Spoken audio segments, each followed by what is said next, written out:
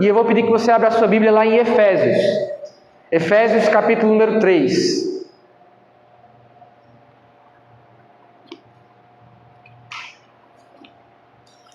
Essa, meus irmãos, infelizmente, porque temos outras coisas que precisamos pregar ainda esse ano, dentro do tema de Ano da Proclamação, mas essa é a última mensagem em que nós falaremos sobre o Espírito Santo, pelo menos esse ano.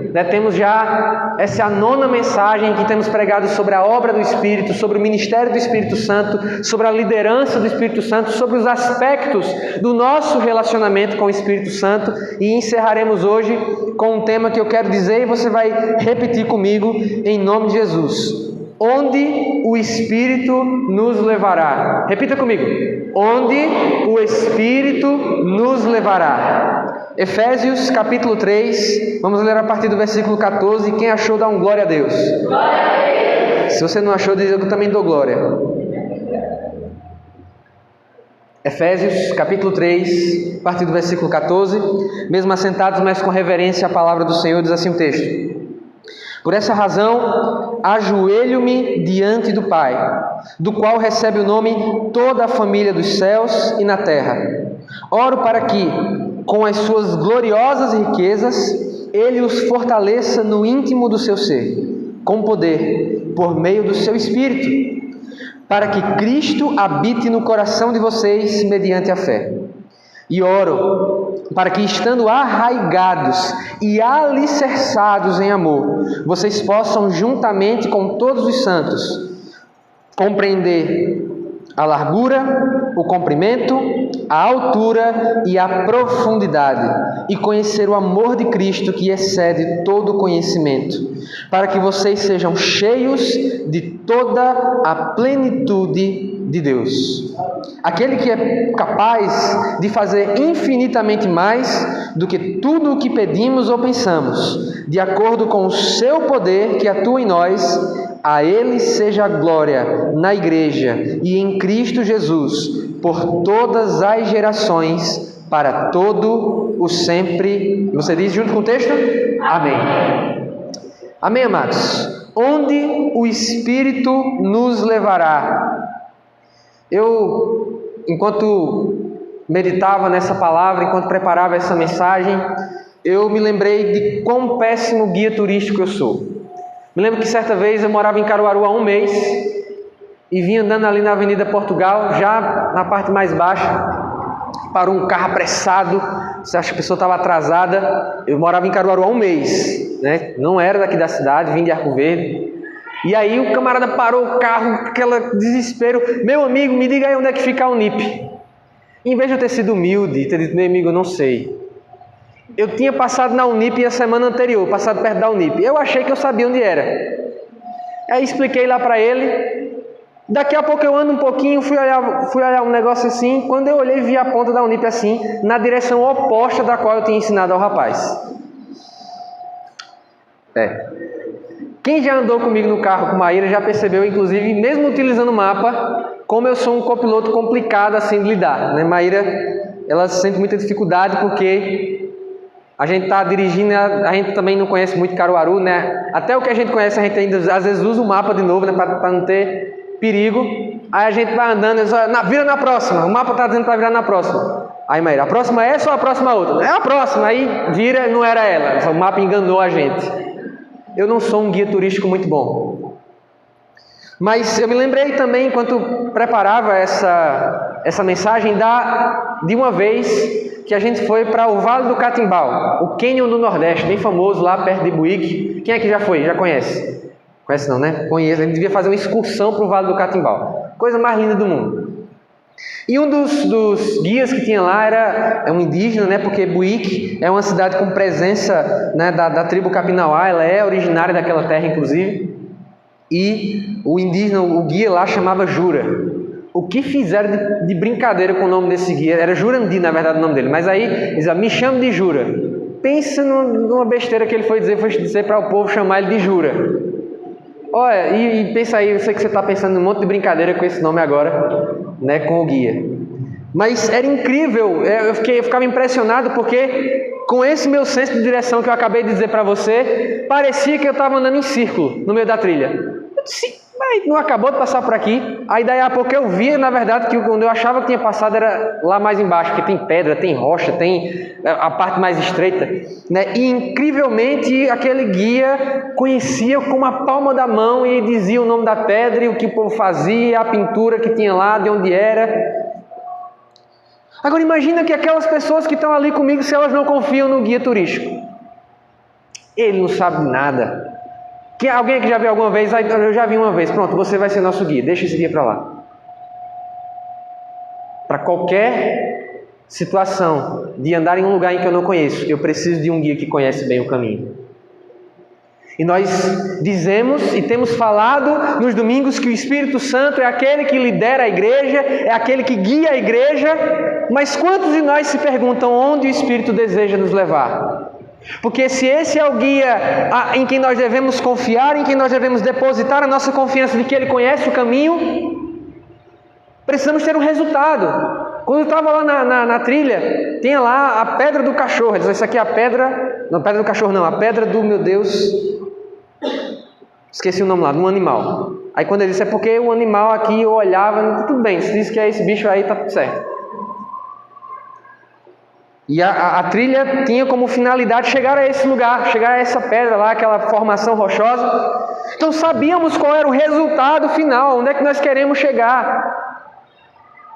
Na lua de mel, estava eu e Maíra lá em Triunfo, né, cidade também cheia de trilha, né, trilha lá das construções dos holandeses. Aí tinha lá uma trilha que era de uma furna que foi construída pelos holandeses no período da colonização. Eu gosto dessas paradas históricas, né, quando eu vou para os cantos, aí... Chegamos lá para o rapaz, sim, tu quer fazer essa trilha, quanto é? Quando ele disse o preço, eu disse, pronto, da próxima vez a gente vai. Mas perceba que precisa haver um objetivo. Quantos estão compreendendo o que eu estou falando aqui? Nós, mesmo que haja um guia, eu preciso saber onde eu vou chegar. E esse texto, meus irmãos, o apóstolo Paulo, ele está nos mostrando onde o Espírito deseja levar a sua igreja. Porque para quem não sabe para onde vai, qualquer guia serve e qualquer destino serve. Para quem não sabe qual é o seu objetivo, qualquer guia serve e qualquer destino serve. Começo essa mensagem perguntando para você, você sabe exatamente enquanto cristão, e nós sabemos enquanto Igreja Nazarena de Caruaru, onde o Espírito Santo deseja nos levar, qual é o objetivo final? Isso está em nosso coração. Nós temos em mente qual o lugar que nós queremos chegar na nossa vida cristã, porque nós temos falado, meus irmãos, principalmente para nós que somos wesleyanos, nossa vida é uma vida de progressão, é uma vida sempre de crescimento, é uma vida de sempre avançar. Às vezes avançamos a passos pequenos, às vezes é quase parando, às vezes é com um irmão, uma irmã carregando a gente, mas a vida cristã é um progresso. Às vezes é doendo, às vezes é com os pés machucados, mas é sempre um progresso, ou deveria ser um progresso. Sempre com objetivo. E eu quero deixar aqui uma indicação: todo cristão deveria ler O Peregrino, de John Bunyan. Por muito tempo, um dos livros mais vendidos do mundo, Apenas Perdendo para a Bíblia. Esse livro fala exatamente sobre a trajetória de um homem chamado cristão, que ele começa o seu percurso rumo à cidade celestial, carregando fardos, porque ele ouviu a mensagem de alguém chamado evangelista. Acho que já deu para você entender que o negócio é bem explícito, né? A mensagem do livro é bem clara. E ele vai rumo à cidade celestial, há um objetivo. Percalços no caminho do cristão, há muitos, como há também na nossa trajetória com Cristo. Mas é sempre um avanço. É sempre objetivando alcançar o alvo. O apóstolo Paulo ele fala, eu não julgo já ter alcançado, mas prosseguindo para o alvo, para a soberana vocação em Cristo Jesus, eu vou para frente, a gente vai andando, em nome do Senhor Jesus, mas precisamos saber onde queremos chegar. Nós temos essa noção? E a prova de que esse texto fala sobre a finalidade de onde o Espírito deseja nos levar é que a expressão, não sei se você prestou atenção, a expressão para que aparece muitas vezes nesse texto. Para que isso? Para que aquilo? Isso expressa finalidade. A vida cristã não é uma vida sem objetivo. A vida com Deus não é uma vida sem finalidade. Nós sempre temos algo para quê? Porque Jesus era assim. A Bíblia fala, por exemplo, lá em João capítulo 4, diz que era-lhe necessário passar por Samaria. Para quê? Para encontrar com a mulher samaritana. A Bíblia diz que Jesus, em cada uma das suas atitudes, elas não eram despropositadas, elas tinham uma finalidade, elas tinham uma intenção. Nós não podemos ser, não sei se existe essa palavra, nós não podemos ser como igreja desintencionais. Nas nossas programações, nos nossos momentos como igreja, nos nossos momentos também como indivíduos, como servos e servas de Cristo, a gente tem que ser intencional, meus irmãos. As pessoas não podem encontrar a gente assim, fazendo alguma coisa. Toda semana me dá vontade de aprender um instrumento. Mas precisa ter uma intencionalidade, um objetivo. Aí esses dias eu peguei e fiquei mandando altos áudios aqui na igreja, fazendo pintura, olha que coisa bonita, o portão pintadinho, pintando lá atrás a salinha. E enquanto estava fazendo serviço aqui, quando deu uma folguinha, disse, eu vou tocar. E mandei altos hinos para o irmão Bruno, para minha esposa, ficava tocando no teclado. Toda semana eu quero aprender um instrumento. Mas as pessoas, elas precisam nos encontrar, e aquilo que nós estamos fazendo, falando, precisa ter intencionalidade. Por que você faz isso? Por que você age dessa forma? E nós precisamos ter uma resposta para dar. E esse texto, meus irmãos, de Efésios é justamente sobre isso. Essa expressão para aqui aparece muitas vezes, e o que nós temos aqui, se você for observar logo no início do versículo 14, é: por essa razão, ajoelho-me diante do Pai, do qual recebe o nome toda a família nos céus e na terra, oro. Isso é uma oração, meus irmãos. E é uma de muitas orações que são registradas nas cartas de Paulo, em que ele ora pela sua igreja. O que temos aqui é a oração de um pastor. O irmão Clevson mencionou aqui na aula da Escola Bíblica Dominical sobre o texto de Atos, onde os apóstolos eles decidem se dedicar ali, institui-se o diaconato, e os apóstolos, nós vamos dedicar à oração e ao ministério da palavra. É muito importante que aquele que é escolhido pelo povo de Deus, aquele que é levantado pelo Senhor para liderar o povo, que ele ore. Então, quando o seu pastor ele diz, olha, meu irmão, minha irmã, você traz ali o motivo de oração, parece até que é uma coisa mecânica. O pastor fala, minha irmã, nós chamamos de oração, parece que é uma coisa só para cumprir tabela. Não, o pastor ele tem que orar. O pastor ele tem a responsabilidade de orar por você. Ele tem um comissionamento da parte de Deus de se dedicar a isso. Não é que os outros crentes não possam orar uns pelos outros, nós oramos uns pelos outros. Mas faz parte do ministério pastoral orar. Faz parte do meu ministério orar por você. Todas as vezes que você traz um pedido, pastor, eu estou incomodado, estou preocupado, estou enfrentando essa luta, saiba que quando eu digo, eu estou orando por você, não é só para você, para te dispensar. Vai cuidar da tua vida, eu estou orando. Não, eu estou de fato, como responsabilidade que eu tenho ministerial com a Igreja do Nazareno Carol, eu estou orando por você. E que a gente possa replicar isso também nos nossos relacionamentos. Não é porque às vezes é tanto pedido que a gente se perde. Nem que você naquele momento, você pare tudo que você está fazendo, você recebeu o motivo, você ora em 1 minuto. Aí você diz, estou orando por você. Vamos exercer as coisas assim de fato, com finalidade. Mas meus irmãos, quando falamos desse texto, não podemos deixar de dizer que ele está inserido na carta de Paulo aos Efésios, que é uma carta extremamente doutrinária e importante. Diria que junto com a carta aos Romanos, elas são fundamentais para a doutrina cristã. Se você deseja conhecer melhor, em aspectos gerais, o que é a doutrina, o que são as doutrinas fundamentais do cristianismo, corra para Romanos e para Efésios. Carta densa, uma carta importante para a nossa fé, e eu quero te desafiar a ler o capítulo 3 todo, a ler Atos 19, que fala um pouquinho sobre a implantação, sobre o plantio da igreja de Éfeso. É para essa igreja que foi aberta lá em Atos capítulo 19 que Paulo está escrevendo essa carta. A Bíblia vai falar que Paulo ele aporta em Éfeso, ele começa a pregar entre os judeus grandes sinais, grandes maravilhas. Ali naquela passagem em Éfeso é que a palavra vai dizer que os lenços de Paulo, eles curavam as pessoas. E aí naquela região tem 7 camaradas. Enquanto Paulo está lá, os lenços, o poder de Deus sendo manifestado através do ministério de Paulo, os lenços curando as pessoas, grandes sinais, grandes maravilhas, pessoas convertendo. Acontece um avivamento ali naquele lugar. Tudo está em Atos 19. Você vai ler em casa, só estou dando um panorama aqui. Aí tem 7 camaradas ali naquela região que são os filhos de Seva. Eles eram exorcizadores. Aqueles cabas que gostavam, onde é que tem um demônio para a gente acabar com ele agora?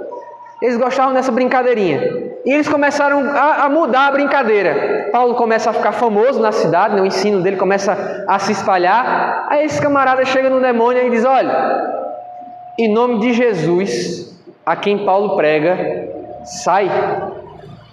Aí diz que até um determinado momento vai funcionando, mas chega um demônio que diz assim para eles: olha, eu conheço Paulo, Jesus eu sei quem é, mas e vocês? São quem?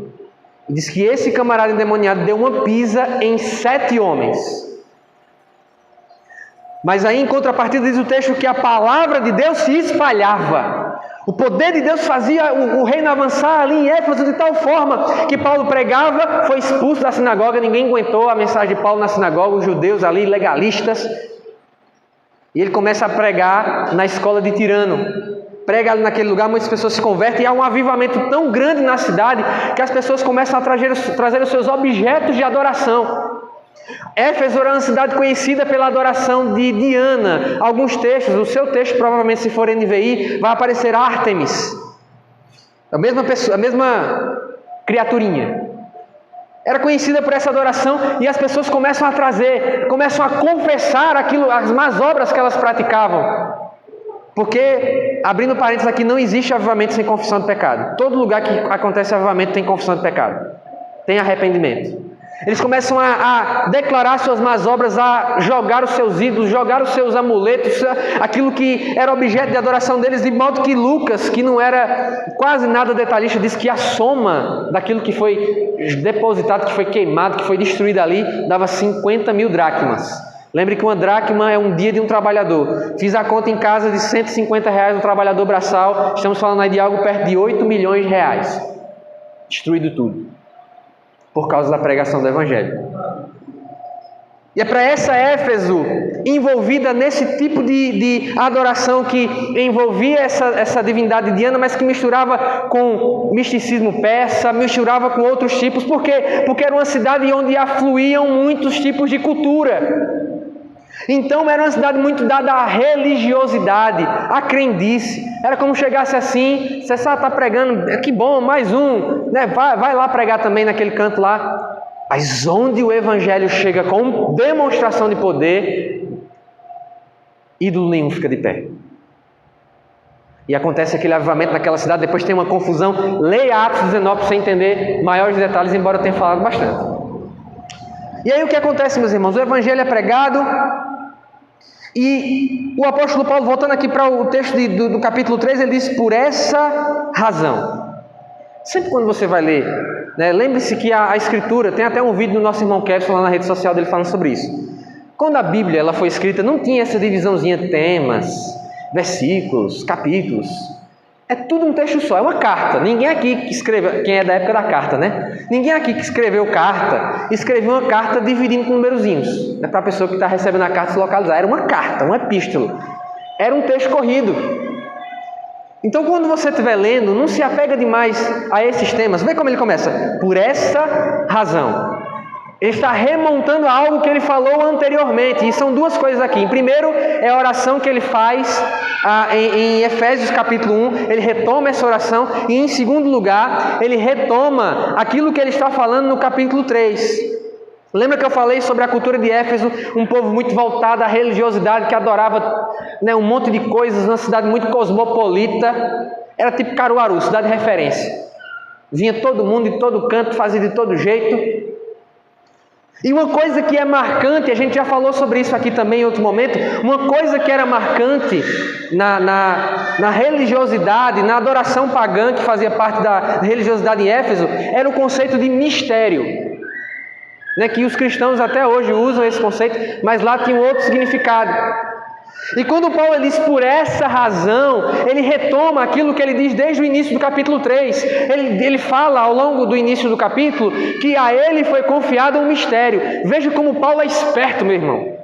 Veja como Paulo é inteligente. Ele sabe que as pessoas elas estão inseridas em uma cultura onde as pessoas ali, as profetisas de Diana, elas iam trazer uma mensagem de Diana, entravam em transe, né? E tinha toda aquela ritualística, né? E tudo era associado ao mistério. Meu Deus, é o inacessível, é o desconhecido, é o misterioso. E Paulo ele começa, na verdade, desde o primeiro capítulo, o mistério. Deus, olha, ele tem um mistério muito grande.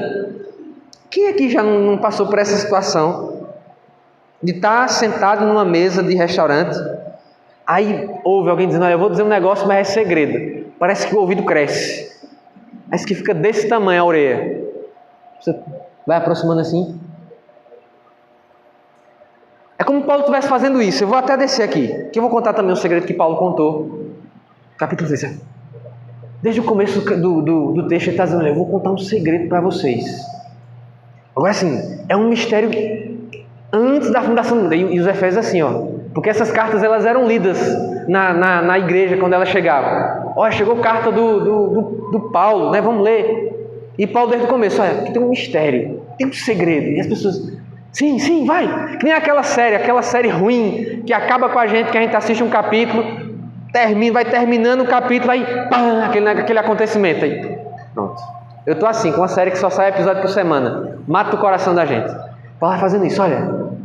Deus ele tem um grande mistério que os primeiros pais não conheceram, que Abraão não soube, que não sei quem do Antigo Testamento não teve acesso.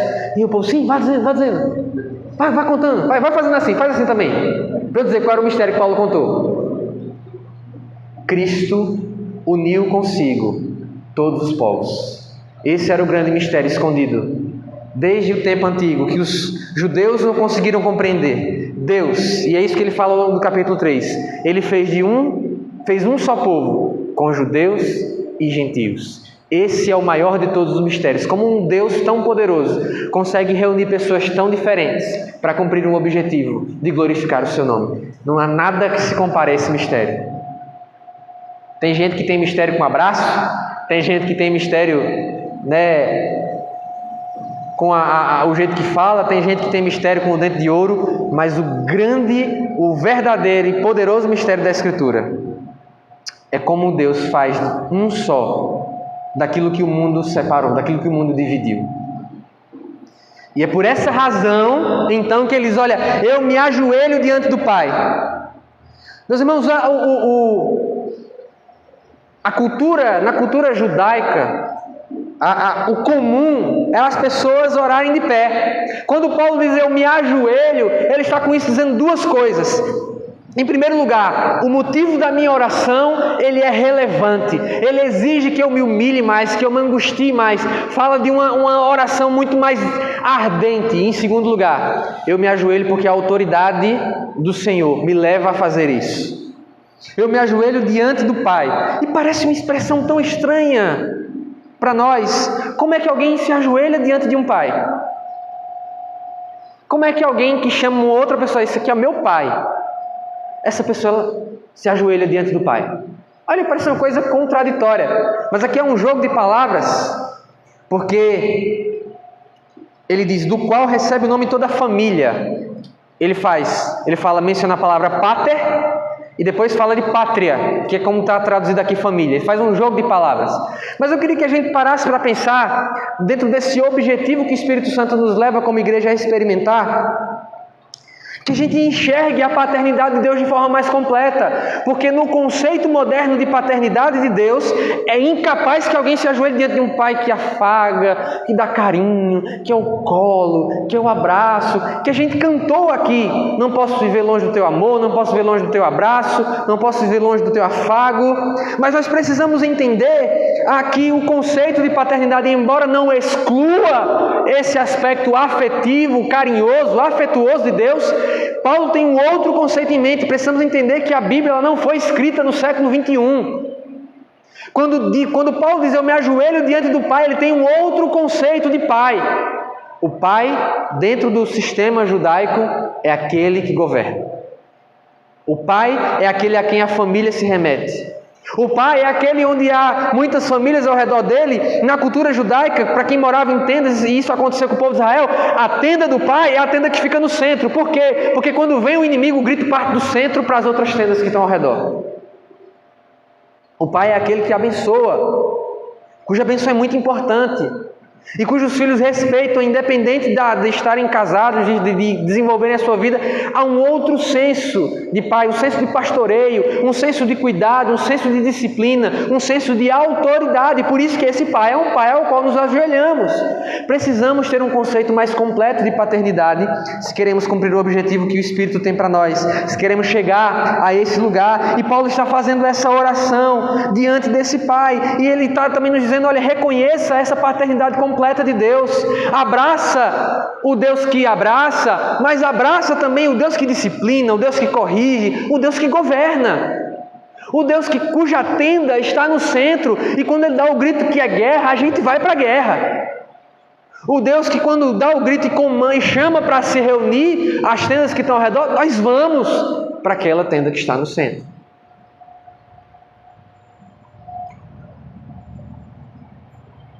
Nosso Deus é um pai, mas ele se ajoelha diante desse pai, e o que é que ele traz aqui no versículo 15? Do qual recebe o nome toda a família nos céus e na terra. Ou seja, ele está dizendo que desse pai, todas as pessoas, todo tipo de gente recebe nome. Nós sabemos na Escritura que foi Adão que deu ali o nome aos animais. Mas nomenclatura na linguagem bíblica é diferente para nós hoje, né? Vai escolher o nome do filho, às vezes o casal ali pensa, uma coisa bem diferente, né? Eu tenho um colega lá na verdade ele é amigo do meu pai, lá em Arco Verde, né? Que o nome dele é Crisaxel Francisco. Né? Nome para nós significa outra coisa. Às vezes foi uma propaganda que a gente viu. Eu tenho um outro amigo, não sei se ele vai ouvir isso aqui, mas eu tenho um outro amigo que a mãe dele gostava muito lá do Harrison Ford, né? Que a galera mais das antigas lembra, Indiana Jones, né? Lá do Guerra nas Estrelas, que ele era o Han Solo, vários filmes, era um galã das antigas. E ela colocou o nome dele por causa do Harrison Ford de Rierison. Então nós damos nomes a partir de outros motivos, mas na cultura em que a Bíblia foi escrita, nome está totalmente ligado à identidade. O nome que é dado diz quem você é. Quer um exemplo? A Bíblia fala que Raquel deu à luz Benjamim, que foi o último filho dela. Teve José e Benjamim, filhos naturais. E quando ela dá à luz o filho, ela coloca o nome dele de Benoni, filho da minha dor. Mas, porque esse nome traz consigo uma identidade, a Bíblia fala que Jacó mudou o nome dele para Benjamim, que significa filho da minha direita. Ou seja, em vez de ser filho da dor, é filho da minha direita, que simboliza força. Percebe? Mudança de identidade. É outro exemplo, já no Novo Testamento. Nós temos um dos discípulos de Jesus, Simão, também chamado Pedro. E quem colocou esse nome nele foi Jesus. Simão significa o quê? Simão significa cana. Significa bambu. É relacionado a esse tipo de hortaliça, mas significa cana, na verdade.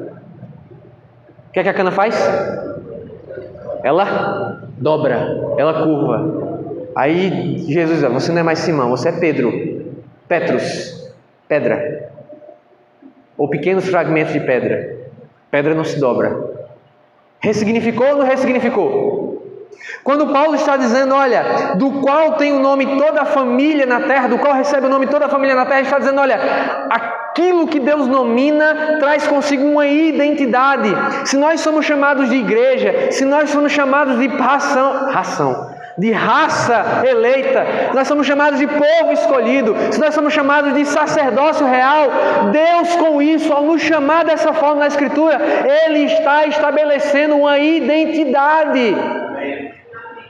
E onde está essa identidade, pastor? Está na Escritura, não está em um movimento, não está em nenhum tipo de ideologia, não está em nenhum outro lugar. Enquanto outras pessoas estão tentando trazer um monte de nomes para nós lembramos que nós recebemos o nosso nome, a nossa identidade do Pai Celestial. Nós somos o que Ele diz que nós somos. Nós fazemos o que Ele diz que nós fazemos. Nós vamos aonde Ele diz que nós vamos. E todas as vezes que nós esquecemos isso, nós esquecemos o que é ser igreja. Então não adianta ter um objetivo que foi ditado por uma identidade que não veio do céu. Não adianta ter uma finalidade, ter uma responsabilidade que não é uma responsabilidade dada por quem nos concede a nossa identidade. Grave isso. Mas o texto continua.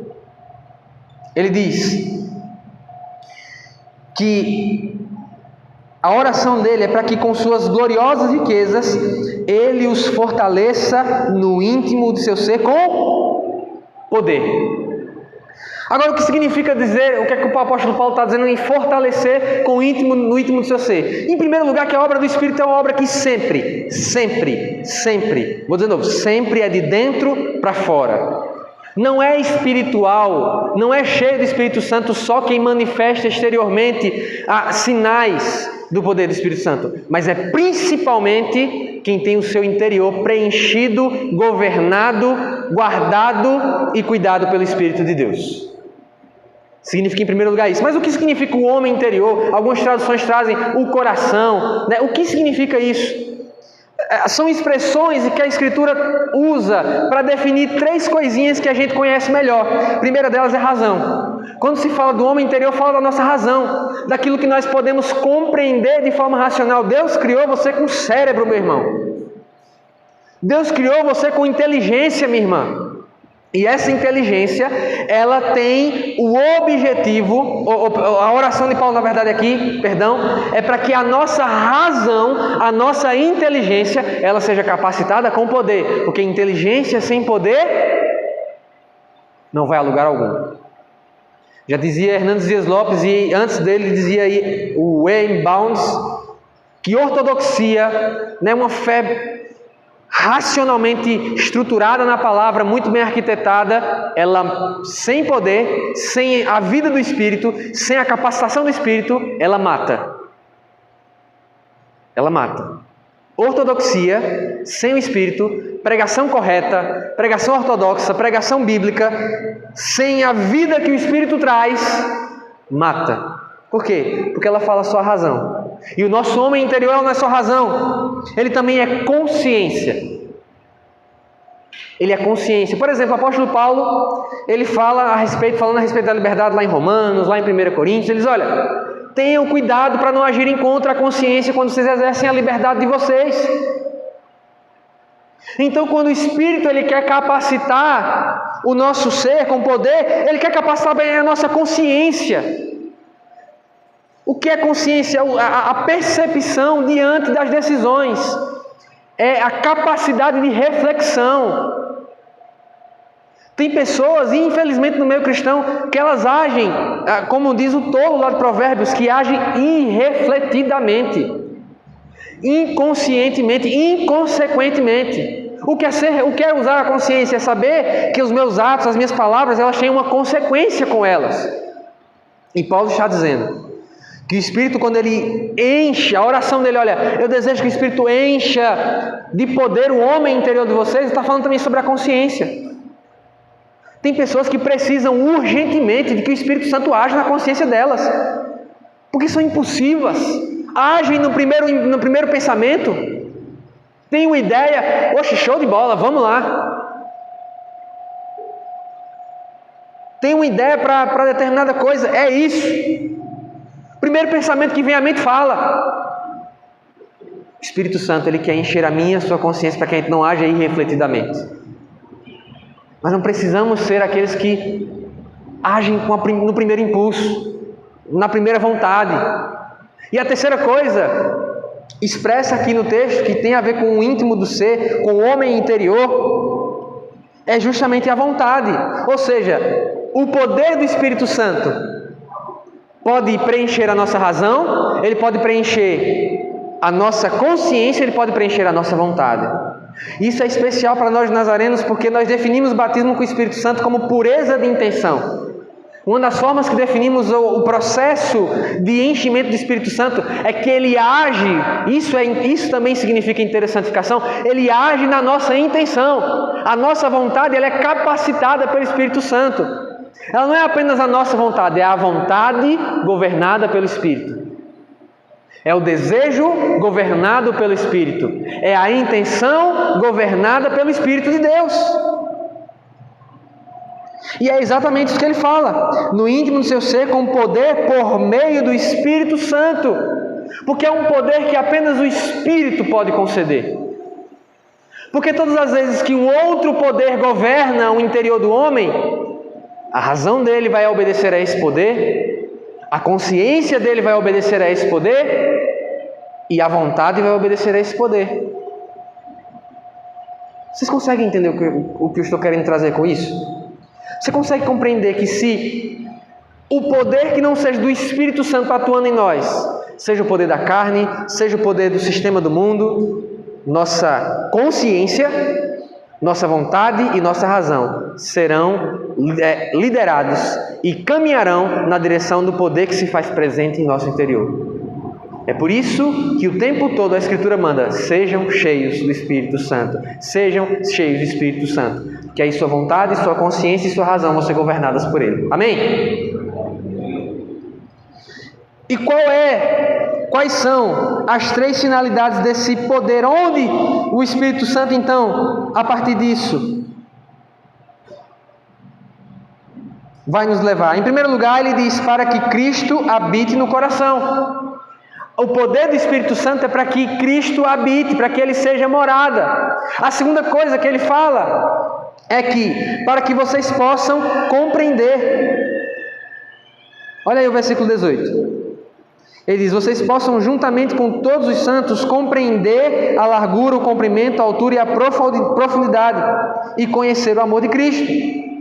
Então não há como compreender o amor de Cristo, em primeiro lugar, sem os requisitos que ele traz antes. Olha como ele fala: arraigados e alicerçados no amor, ou seja, fundamentados, com as raízes fincadas no amor. Nós lemos na Escritura, e esse talvez seja um dos textos mais mal interpretados da geração atual, que Deus é amor. Você conhece esse texto? Deus é amor, lá em 1 João?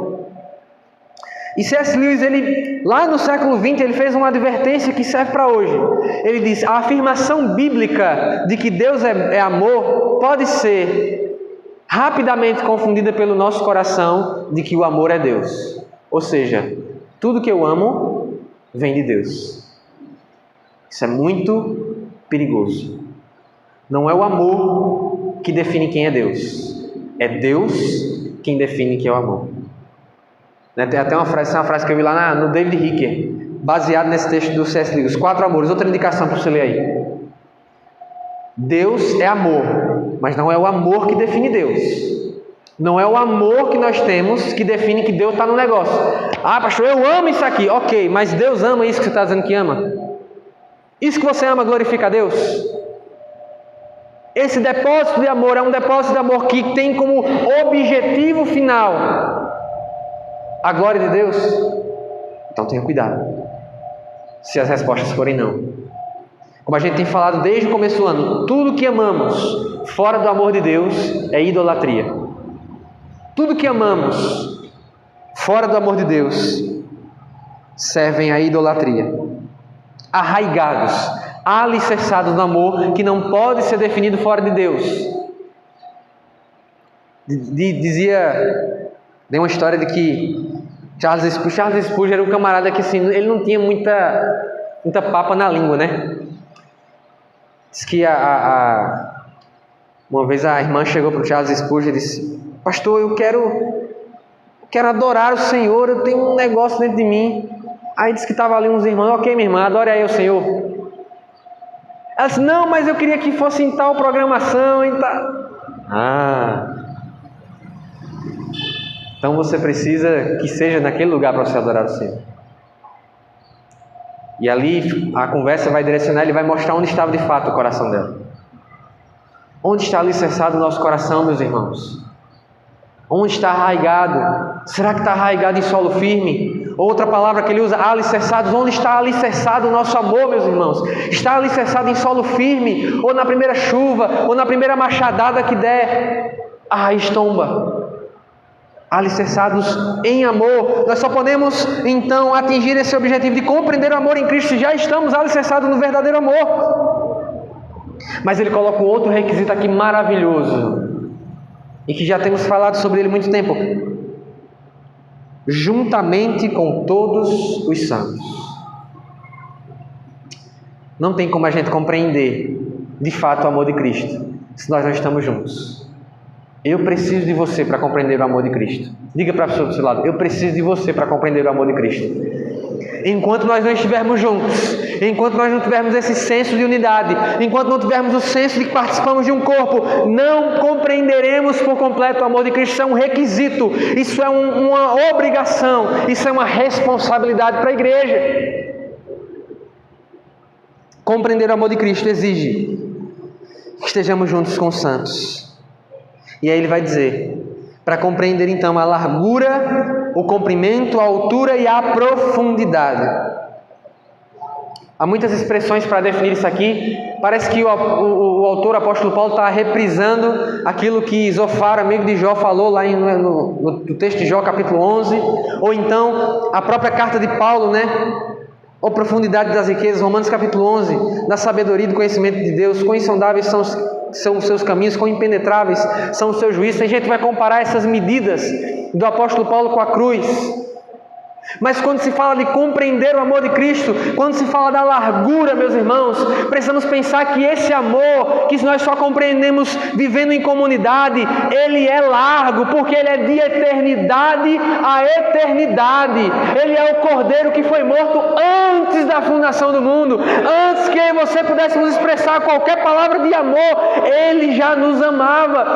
Antes que nós pudéssemos fazer qualquer coisa, o amor dele se manifesta de eternidade a eternidade. E nós que estamos aqui no tempo, entraremos um dia na eternidade e continuaremos conhecendo esse amor que é largo, é extenso, de eternidade a eternidade.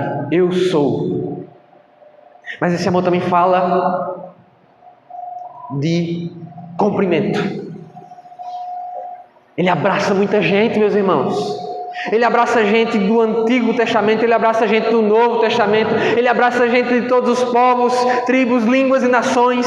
Ele abraça uma multidão que um dia estará de pé diante dele, cantando que ele é santo, reconhecendo que as suas vestes elas foram lavadas por causa desse amor cumprido. Esse amor é muito profundo, meus irmãos, porque ele vai até o lugar mais longínquo das profundezas, ele vai até o inferno. E eu sei que esse texto é polêmico, mas eu vou dizer, Pedro ele vai dizer que Jesus, ele prega aos espíritos em prisão, ele saqueia o inferno, ele vai até, como diz o nosso credo, desceu ao Hades, a mansão celestial. O amor de Cristo é profundo, ele resgata a alma mais pervertida, mais mergulhada na cultura do inferno, mais mergulhada na cultura do mundo, busca do fundo do poço. Nós compreendemos esse amor de verdade ainda? A gente julga, a gente ouve histórias de pessoas que era matador, que era não sei o que, agora está na igreja. Ainda não entendemos a profundidade do amor de Deus. Mas ele também fala sobre a altura, porque das profundezas mais odiosas, mais pecadoras, mais sujas, mais lamacentas, ele ergue do pó necessitado, como diz o Salmo, e o faz estar entre os príncipes do povo. Mais do que isso, ele ergue da lama o pecador, ele ergue da sujeira, ele levanta o pior de todos os pecadores, como dizia o apóstolo Paulo a respeito de si mesmo, um perseguidor dos cristãos, alguém que fazia mal, que prendia, que perseguia, e o transforma em um arauto do evangelho. Mais do que isso, ele é muito mais alto, ele nos leva para o céu, ele nos leva para a eternidade, meus irmãos. E quando falamos sobre isso, não pode haver qualquer tipo de orgulho no nosso coração, de dizer: eu já conheço, eu já compreendi, eu já sei. Diante desse Deus, nós fazemos silêncio, nós contemplamos, nós aproveitamos, nós desfrutamos. Como diz o Salmo que virou a música lá do Daniel de Souza, né? Desculpa aí quem vai assistir essa mensagem, depois eu vou cantar. Quebra o arco, corta a lança, no fogo queima os carros, aquietai-vos todos, dele é o poder. Bate palma comigo. Seja exaltado sobre toda a terra, o Todo-Poderoso é o nosso Deus. El Shaddai, esse é o seu nome, o poderoso nas batalhas. El Shaddai, esse é o seu nome, poderoso nas batalhas. Amém? É isso que Ele é. A gente não consegue expressar, mas o que é que o apóstolo Paulo termina dizendo? E a gente chama isso de doxologia. Olha que nome bonito. Ele termina a sua explicação dizendo, para que vocês sejam cheios então de toda a plenitude de Deus. E ele termina dizendo, aquele que é capaz de fazer infinitamente mais do que tudo que pedimos ou pensamos, ou seja, aquele que sobrepõe, ou seja, além do seu conhecimento, o conhecimento do amor de Deus, ele ser profundo, ele ser largo, ele ser comprido, ele ser muito mais alto, e nós não conseguimos ser orgulhosos o suficientes para dizer que conhecemos tudo. Ele sobrepõe, Ele sobressai, Ele sempre excede, Ele sempre vai além, porque Ele é Deus. Ele vai além. Ele é capaz de fazer infinitamente mais do que pedimos ou pensamos. Aí eu penso nos grandes homens de oração, dos quais infelizmente eu ainda não sou, não faço parte. Quero ser ainda mais um grande homem de oração, que oravam 3, 4 horas todos os dias, 5 horas, 6 horas. Lutero dizia que se ele não orasse as 2 primeiras horas do dia, o inimigo ia vencer ele ao longo do dia, todos os dias. Pensar que o Senhor faz infinitamente mais do que esses homens pediram, faz infinitamente mais do que toda a igreja pede, nós só podemos render louvor a Ele como o próprio apóstolo Paulo faz. Mas como é que ele começa dizendo isso? A Ele seja glória na igreja. Começa em nós, meus irmãos. Começa em nós. E detalhe, a Ele seja a glória na igreja e em Cristo Jesus por todas as gerações, para todo sempre. Todas as instituições vão passar, mas aqui temos a garantia de que a igreja, ela foi criada, ela teve um início, mas ela não tem fim. Você faz parte de uma instituição eterna. O objetivo sempre termina na eternidade. Agora, se nós fazemos parte de algo que é eterno, como estamos gastando o nosso recurso limitado, mais escasso, mais precioso, que é o nosso tempo? Um dia não teremos mais preocupação com o tempo, mas enquanto ele é valioso, precisamos investir naquilo que é eterno. É exatamente aí que o Espírito Santo quer nos levar como igreja. Fique de pé.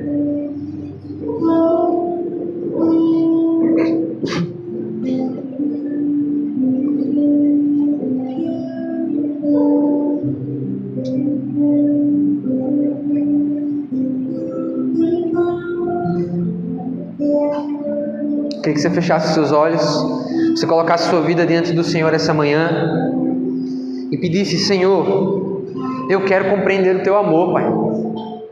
E esse compreender, um detalhe sobre ele, não é um compreender apenas filosófico, apenas racional, é um provar. É provar desse amor. Eu provei na minha vida, meus irmãos. Apesar de ter conhecido o Senhor muito jovem, com 12 anos, já falei isso aqui algumas vezes, a sensação de que eu já tinha tanto pecado, eu já tinha ido tão fundo no pecado, conhecido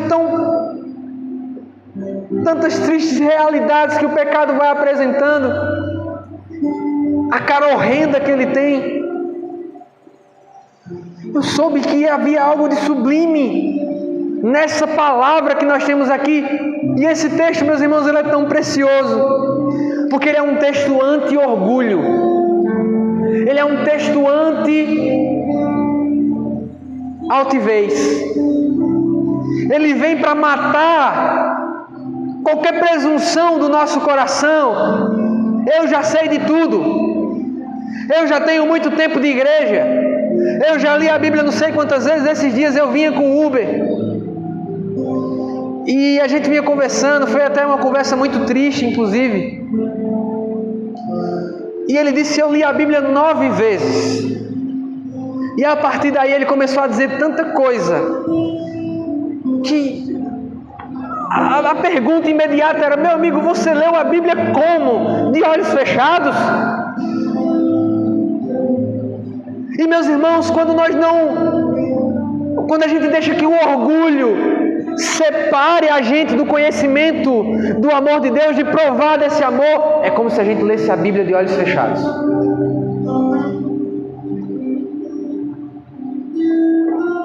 Será que nós não estamos fazendo isso hoje, meus irmãos? Lendo a Bíblia de olhos fechados. Esse texto de novo, pastor. Esse tema de novo na escola bíblica dominical. De novo domingo. Vamos parar de ler a Bíblia com os olhos fechados. Vamos parar de conhecer a Deus com os olhos fechados. Abra os seus olhos, não agora fisicamente, continua de olhos fechados. Mas abre teus olhos. Há muito ainda para compreender. Todas as vezes que nós dizemos que já compreendemos tudo, a gente já é craque. Ah, pastor, isso aqui eu domino no peito. Ah, me coloca aí nesse negócio que eu já sei como é que faz. Eu tenho experiência, eu tenho vivência, eu tenho conhecimento. Todas as vezes que a gente assume essa postura, é como se a gente estivesse dizendo: ah, pastor, eu sei nadar numa caixa d'água forte e leve, me joga no oceano.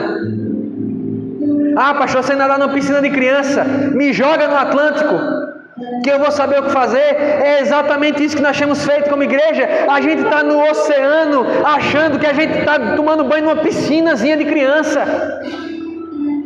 O conhecimento de Deus vai muito além, meus irmãos. É muito mais. Ele tem mais para mim e para você. Não é possível que a gente fique contente, satisfeito. Nós nos contentamos com o seu sustento, com o seu cuidado, mas precisa haver algum nível de crise em nós.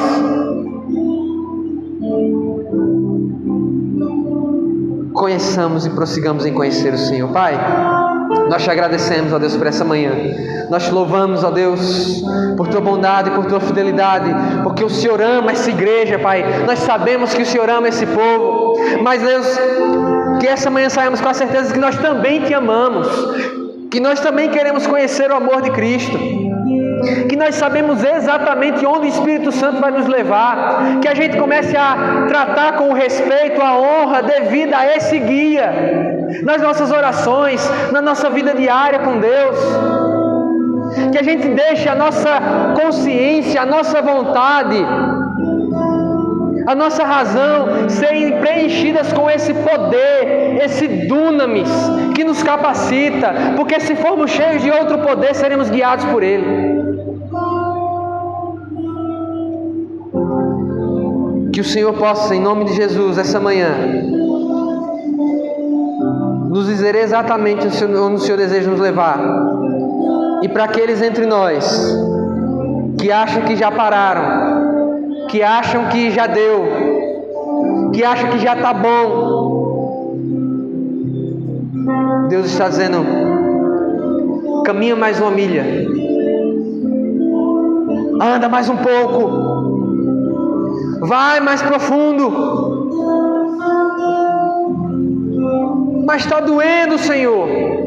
Eu não sei se eu consigo, eu estou sentindo cãibra, a caminhada é difícil, são espinhos, são coisas que me magoaram muito, mas Deus está chamando. Olha, a hora que você conhecer um pouquinho mais desse amor, você vai experimentar que eu sou capaz de fazer infinitamente mais do que tudo que você pede, do que tudo que você pense, para que você me glorifique dentro de uma instituição, dentro de uma organização, dentro de um organismo, na verdade, que é vivo e que permanecerá por toda a eternidade. Obrigado porque fazemos parte da igreja. Obrigado porque fazemos parte de um instrumento do Senhor aqui na terra para a manifestação da tua glória, Pai. Em nome do Senhor Jesus.